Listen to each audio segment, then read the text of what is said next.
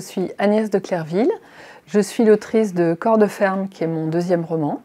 Je suis ingénieure agricole et je vis à Marseille avec mes filles, mon compagnon et ma chienne Épagnole.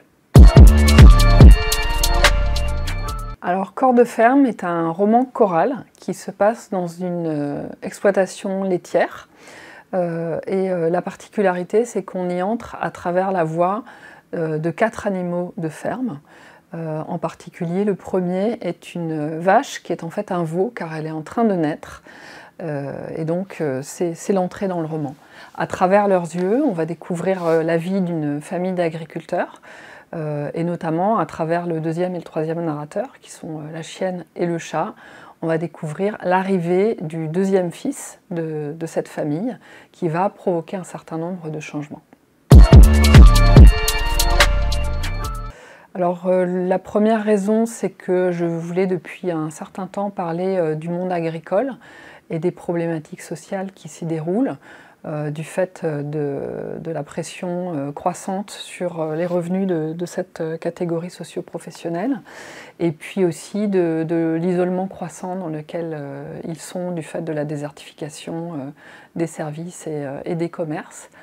Et je voulais aussi parler du lien entre l'homme et l'animal, en particulier dans un contexte d'élevage proche de l'intensif et de la force de ce lien animal.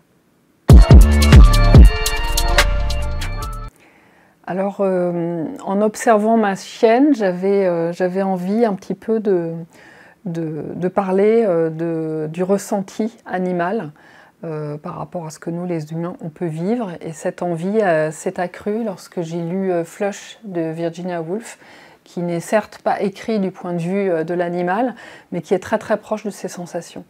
Et donc, par le biais de ces sensations vécues par l'animal, je voulais aussi parler de notre propre animalité et de ce que nous avons en commun avec les animaux, de l'aspect organique de nos vies. Alors, en ce qui concerne les animaux qui me sont proches, les chats et les chiens, j'ai beaucoup observé. Pour les animaux dont je suis le moins proche, bon, en ce qui concerne les vaches, j'ai fait pas mal de stages en exploitation laitière. Et pour les pies, j'ai juste l'expérience qu'on a tous avec des oiseaux de jardin. Donc là, je me suis pas mal documentée pour avoir des informations sur leur sensitivité, leur forme d'intelligence, des anecdotes aussi de vie de ce type d'animaux. Viscérale.